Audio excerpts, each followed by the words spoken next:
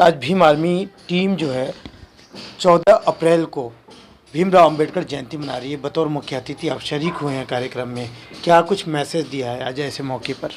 हाँ, भीम आर्मी ने जैसे मुझे चीफ गेस्ट बनाया था और मैंने वहाँ जनता को ये बताया कि जिस तरह से बाबा साहब पैदा हुए उस वक्त जिस तरह से सामाजिक परिस्थिति थी, सामाजिक व्यवस्था बनी हुई थी, सामाजिक प्रथाएं बनी हुई थी, गरीबों के लिए कोई चांस ही नहीं था गरीबों का किसी तरह भी आगे बढ़ने का। ना उन्होंने उनको कोई नौकरी करने की सुविधा थी, ना उनको कोई रहने सहने की, यहाँ तक थी बाबा साहब को कमरा भी नहीं मिलता था किराए का। जिस तरह से उस स्कूल में जाते थे, स्कूल से बाहर खड़ा होकर उन्होंने अपनी पढ़ाई की।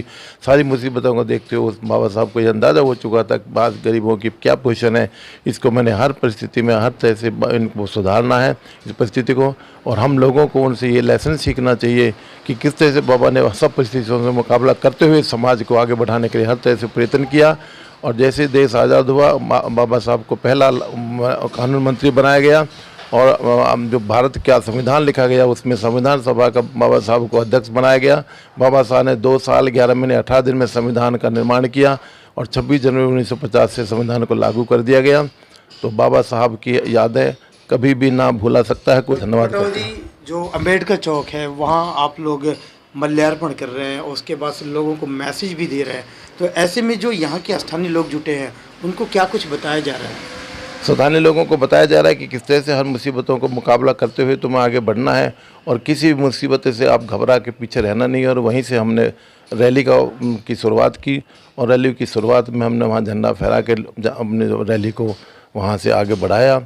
और रैली कोर्ट होती हुई पटौदी कोर्ट से गुजरती हुई चुंगी होके और वहाँ से पूरे पटौदी में उन्हें 2-2.5 घंटे में चक्कर लगाया। और हमने सभी जनता को और सभी गरीब लोगों को विशेषकर लड़ना बताया कि इस तरह से बाबा साहब ने गरीबी से लड़ाई की और लड़ाई करके आज बाबा साहब के गुणगान किया जाता है, पूरी दुनिया में बाबा साहब का नाम लिया जाता है। तो बाबा साहब को संविधान निर्माता कहा जाता है और बाबा साहब को भारत रत्न की उपाधि से भी उनको सुशोभित किया गया। और बाबा साहब को कोई भी किसी तरह का किसी समाज का कोई भी कमज़ोर आदमी उनको भुला नहीं पाएगा।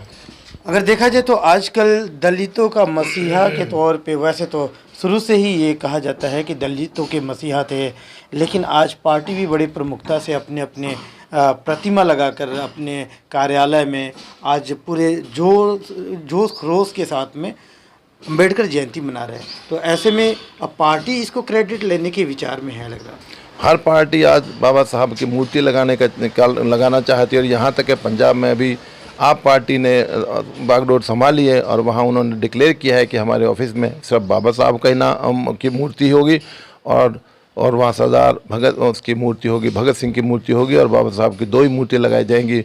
इतना हर पार्टी कोशिश कर रही है। बीजेपी ने भी हर कोने में देश के में झंडा फहराया है और बाबा साहब को याद कराया है। तो एक तरह का समायोजन बहुत ज़बरदस्त समारोह हुआ है हर जगह से, हर स्थान से बाबा साहब की याद में। हर पार्टी ने अपना अपना योगदान, अपना अपना कंट्रीब्यूशन, अपना अपना सहयोग देने की कोशिश की है। अब हर एक पार्टी ने हमदर्द बनने की कोशिश की है और हमदर्द बनने के सभी का मतलब अपनी तरफ वोटों को खींचना है। कहीं ना कहीं सामाजिक गतिविधियों में, सामाजिक कार्यों में आप भी मशगूल रहते हैं पटौदी में, और देखा जाए तो जगह जगह कुछ भी सामाजिक कार्यों में आप सम्मिलित होने का भरसक प्रयास करते हैं। तो क्या आगे की कुछ तैयारी है राजनीति में, कहीं आप भी अपना जगह तो नहीं तलाश रहे हैं? मैं 2012 से करीब जब से रिटायरमेंट ली है, रिटायरमेंट के बाद से ही मैं पार्टी का कार्यकर्ता रहा हूँ। हर पार्टी में मैंने काम करने की कोशिश की है और हर तरह से समाज को जागृत करने की कोशिश की है, समाज को सहयोग करने की कोशिश की है।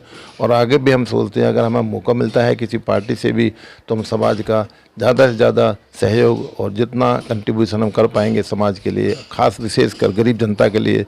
और गरीबी किसी जाति, किसी धर्म और किसी संप्रदाय को नहीं दिखती, गरीबी तो किसी के लिए भी होती है। पर ज़्यादातर वो लोग जिनके पास अपने कोई साधन नहीं है उन लोगों को ज़्यादा परेशानी उठानी पड़ती है। इस सब के लिए हम अपना पूरा योगदान देते रहेंगे और हमने अपने जीवन काल में जो बाकी समय बचा है इसको समाज के लिए ही समर्पण कर दिया है। देश दुनिया की हर लेटेस्ट खबर देखने के लिए सब्सक्राइब करें हमारे चैनल PNN को और साथ ही बेल आइकन दबाना ना भूलें।